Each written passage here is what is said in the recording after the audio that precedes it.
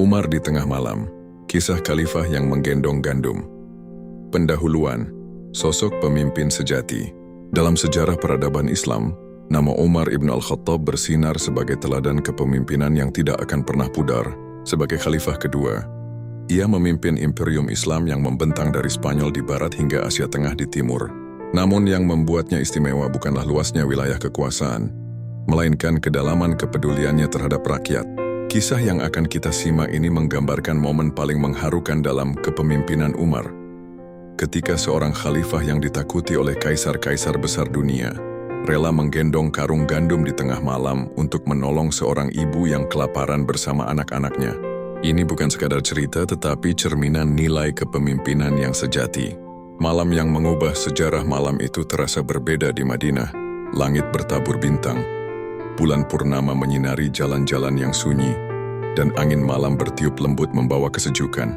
Namun bagi Umar ibn al-Khattab, khalifah yang memimpin imperium terbesar di dunia pada masanya, malam seperti ini justru adalah waktu yang paling berharga untuk menjalankan tugas kepemimpinannya yang paling penting. Dengan mengenakan jubah gelap sederhana dan kain penutup kepala, Umar menyamar sebagai rakyat biasa. Tidak ada rombongan pengawal, tidak ada kemegahan istana, hanya seorang hamba Allah yang berjalan menyusuri ganggang sempit Madinah dengan hati yang penuh kepedulian. Ini bukanlah perjalanan sesekali, melainkan rutinitas yang telah menjadi komitmen hidupnya. Setiap malam, setelah menyelesaikan tugas-tugas administratif kenegaraan yang berat, Umar akan berkeliling kota untuk melihat langsung kondisi rakyatnya. Ia ingin memastikan tidak ada yang kelaparan, tidak ada yang teraniaya, dan tidak ada yang menderita di bawah kepemimpinannya. Baginya, kepemimpinan bukanlah tentang duduk nyaman di istana, tetapi tentang merasakan langsung detak nadi rakyat. Bagaimana aku bisa tidur nyenyak jika tidak tahu kondisi rakyatku? Begitu Umar sering berkata kepada para sahabatnya, yang kadang mengkhawatirkan keselamatannya. Bagaimana aku bisa makan enak jika ada yang kelaparan di wilayah yang aku pimpin? Tangisan yang menyayat hati. Pada malam yang bersejarah itu, langkah Umar terhenti ketika telinganya menangkap suara yang tidak asing, namun selalu menyakitkan.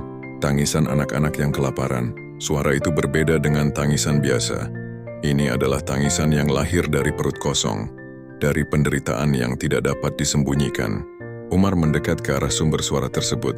Sebuah rumah kecil di pinggiran kota yang tampak redup dan sederhana. Melalui celah dinding yang tidak rapat, ia dapat melihat pemandangan yang akan mengubah hidupnya selamanya. Di dalam ruangan yang remang-remang itu, seorang ibu duduk di samping tungku yang tidak menyala. Wajahnya pucat, tubuhnya kurus dan pakaiannya compang-camping. Tanda-tanda kemiskinan yang tidak dapat disembunyikan. Di pangkuannya, dua anak kecil terus menangis dengan suara yang semakin lemah.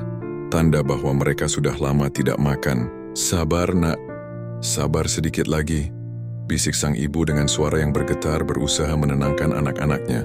Ibu sedang memasak sesuatu yang enak untuk kalian. Namun ketika Umar memperhatikan lebih seksama, hatinya hancur berkeping-keping. Sang ibu hanya merebus air kosong dalam panci tua yang sudah berkarat. Tidak ada beras, tidak ada sayuran, bahkan garam pun tidak terlihat. Ia hanya berpura-pura memasak, berharap anak-anaknya akan tertidur karena lelah sebelum menyadari bahwa tidak ada makanan yang sesungguhnya. Kebohongan yang lahir dari cinta air mata mulai mengalir di pipi Umar yang keras itu. Bagaimana mungkin di negeri yang ia pimpin, ada seorang ibu yang terpaksa berbohong kepada anak-anaknya karena tidak memiliki makanan? Bagaimana mungkin dalam imperium yang kaya raya dengan harta rampasan perang dari berbagai penaklukan, masih ada keluarga yang kelaparan? Sang ibu terus mengaduk air kosong itu dengan sendok kayu, menciptakan suara seolah-olah benar-benar ada makanan yang sedang dimasak. Sebentar lagi masak, sayang. Sebentar lagi kita bisa makan bersama-sama, katanya dengan suara yang berusaha tetap ceria, meski hatinya hancur. Anak-anak itu perlahan berhenti menangis, bukan karena mereka tidak lapar, tetapi karena kelelahan yang luar biasa. Mereka meringkuk di samping ibunya.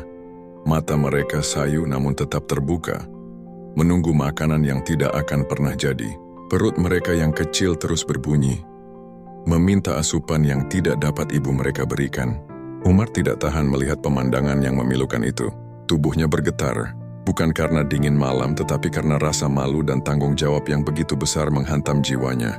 Ia mundur perlahan dari rumah tersebut, namun hatinya sudah terbakar oleh api penyesalan dan tekad untuk segera bertindak.